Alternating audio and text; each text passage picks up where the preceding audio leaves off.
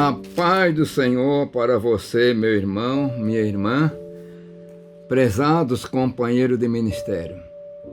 E quem vos saúda com muita alegria é o vosso irmão em Cristo, o pastor Agissé Berto da Silveira. Eu desejo que vocês tenham um dia de bênção, de paz, de alegria, e que as palavras que daqui a pouco serão pronunciadas venham encher o vosso ser, o vosso coração de alegria e de esperança.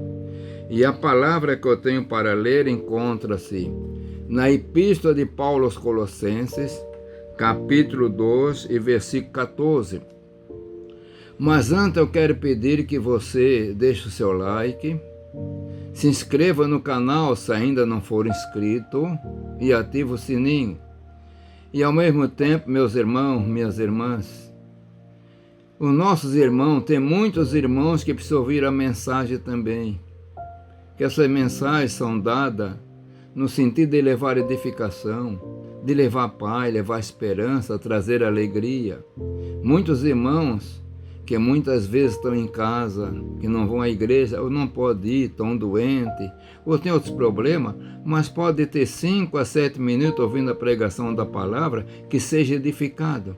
Então eu quero ler a palavra em Colossenses, capítulo 2, versículo 14.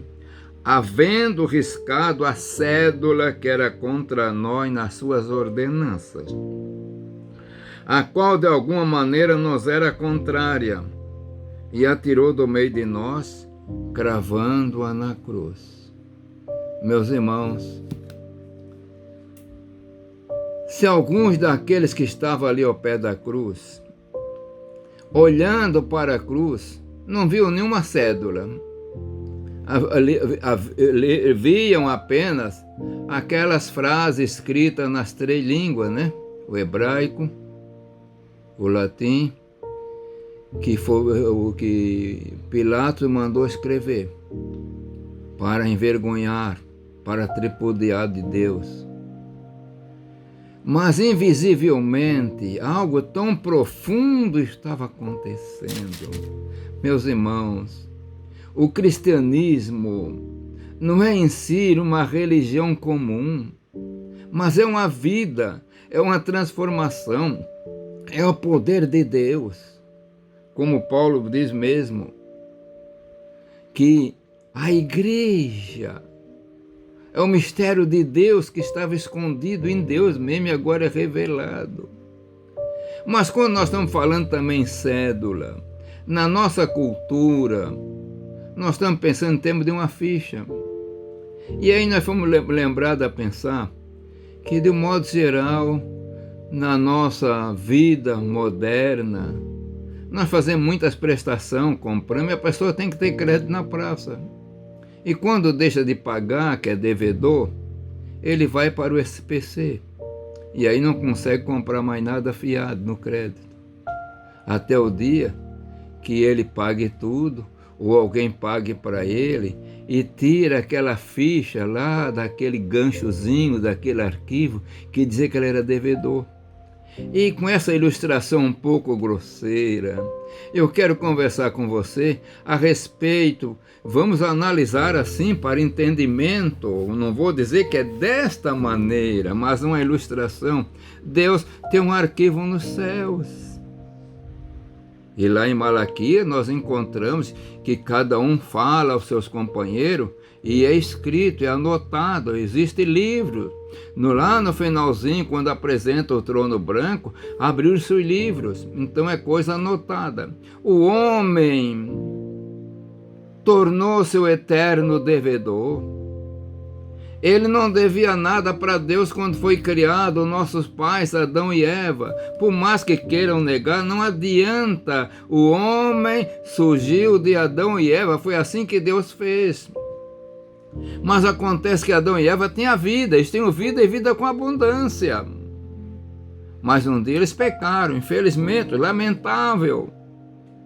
E aí, eles morreram espiritualmente.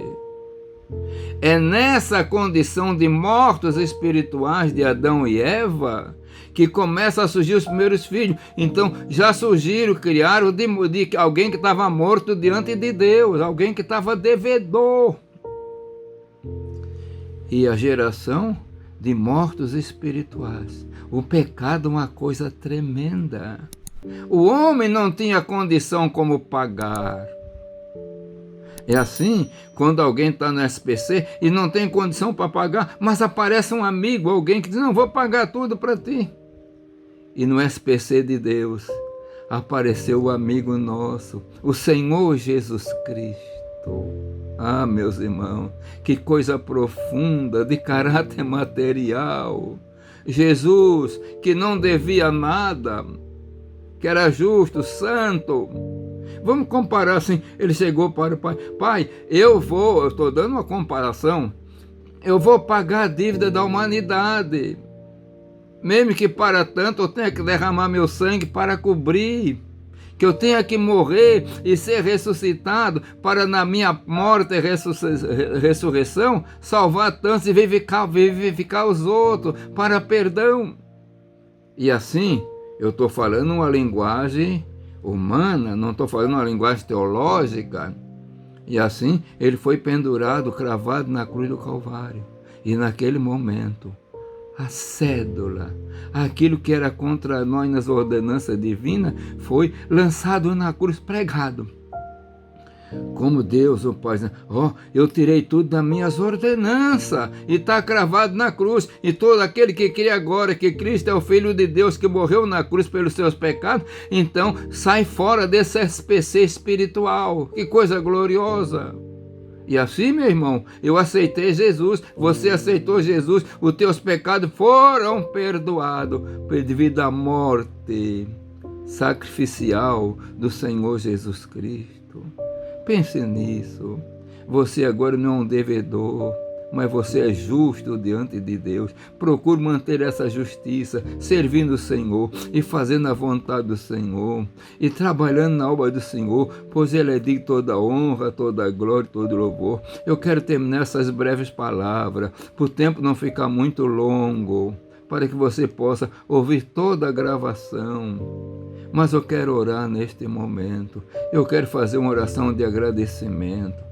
Pai de amor, Pai das misericórdias, eu te agradeço pela salvação na pessoa do Senhor Jesus Cristo. Eu te agradeço, Senhor, porque cravasse na cruz do Calvário a cédula que nos era contrária, deixando agora a condição espiritual de perdoado. Tantas vezes o homem creia na pessoa do Senhor Jesus Cristo e na salvação que Ele conquistou para nós na cruz do Calvário. Pai eterno, tudo isso eu apresento a Ti e peço no nome santo e poderoso do Senhor Jesus Cristo.